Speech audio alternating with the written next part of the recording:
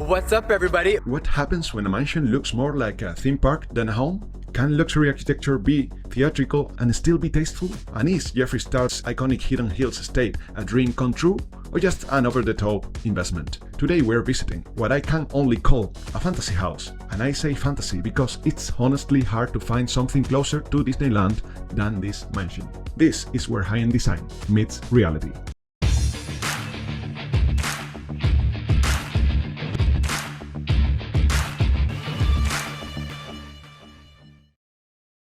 Jeffree Star bought the house in December 2019, just outside Los Angeles, for around $14.5 million. A few months later, he shared a full home tour, and it felt like watching a backstage video for a luxury castle. From the very beginning, it was clear that this was more than just a place to live.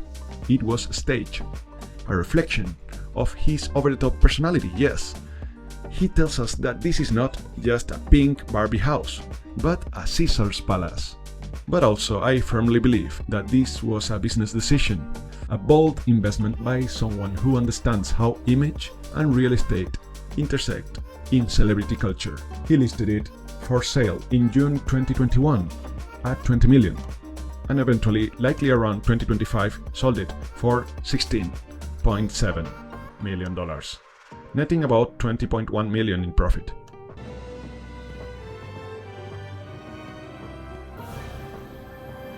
I wouldn't be surprised if this house was designed by someone who's also worked on Disneyland hotels. And I don't say it in a negative way. If a client wants a Disney castle, there are some architects that can deliver this kind of job. Anyway, the architect was actually Brian Lerman of Arc Design Group, and the aesthetic is officially described as contemporary European inspired. But let's be honest. This place is a modern castle. Symmetrical, dramatic, and completely scenographic. Look here. The black tile roofs, steep gables, pale stone facade, and dark trims all give it the vibe of a luxury Swiss meets German chateau. It is designed to impress from the entrance.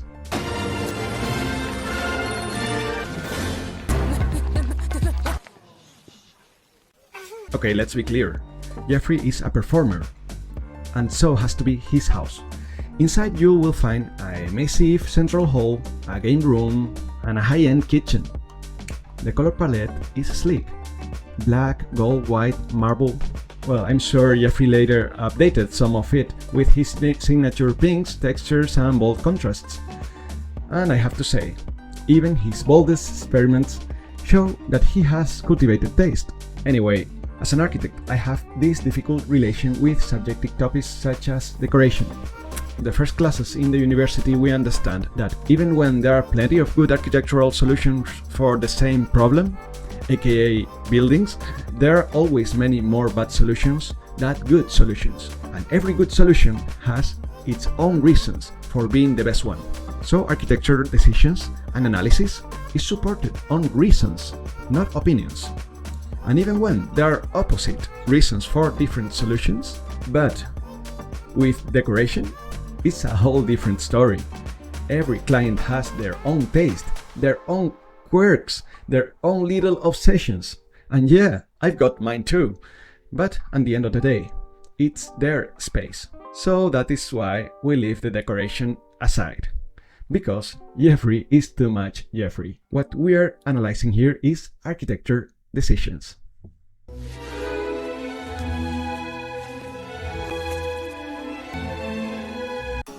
Let's start with the home theater.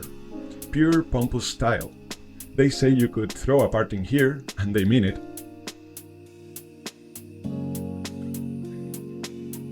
Then you've got a beautiful wine cellar, and what I like most is that it's not just for storing bottles. It's designed for tasting and sharing. That matters. The experience. Now the kitchen. This is my kind of kitchen. It's huge, it has multiple seating areas, and it looks like there are 4 fridges. Personally, look here.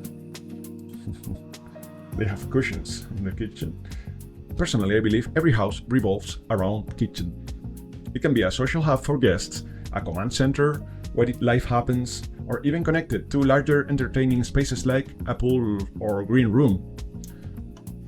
In this case, it's clearly a social kitchen. You could host anything from formal events with waitstaff to casual drinks with friends. There's a space, surface, and elegance for both. I got just the dress for you. Did you see the way he danced with me? Babies and crazy people. Look, this is the kitchen. This is also a kitchen with a big, enormous sofa. They have here their pet zone near the kitchen. It's a pretty big room for them, for those little puppies. Please, sir. I don't think that you have to be scared. You know where you're at. They go to the elevator. But let's go directly to the bathroom. Let's just say, when people call this, well, they tell this, the 10-person orgy shower, they're not exaggerating. I'm gonna be really honest. That will all be ripped out soon. Here is the shower. I hate the redwood. I hate it. We meet in the middle later. So you can get This is the dressed. 10-person orgy shower.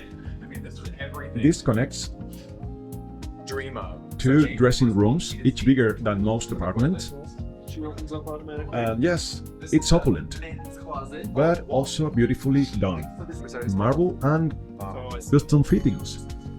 It is a palace within a palace.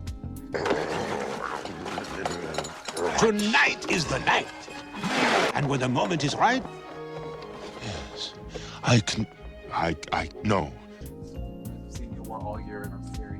Since the house, everybody call her. Literally every couple. I know. My memories. Oh. This is the dressing room, and there is more. And of course, a backyard with a pool. Here we go. So this was a rose garden. I had this for the short term. Right. For the dogs. So let's talk about that terrace. Before doing a full pool. Here is where many opulent homes fail. Exterior maintenance. You don't live in square meters, you want to live in an intense, useful and beautiful space. Everyone loves a huge outdoor space, right? For that one party with 200 guests.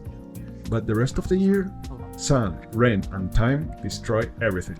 Fabrics fade, paint peels, wood cracks, even metal corrodes. Soon your elegant patio starts to look dry, abandoned, almost like junk. And then, when our luxury castle ends up with garden that looks straight out of Beast's worst days in Beauty and the Beast, you have to ask, where's the dignity? That's what's happening here. The terrace feels lifeless. Not because it was poorly designed, but because maintaining outdoor opulence is a nightmare. And rather than deal with it, they choose to leave it empty, instead of cluttering it with cheap, short-lived furniture and fake life. Yes, having costly properties not only is expensive, but also difficult. So now I'm curious, what do you think? Is this house a dreamland of design, or a theme park dressed as a home? Would you like to live in a place like this? Let me know in the comments. And as always, see the big picture and keep thinking forward.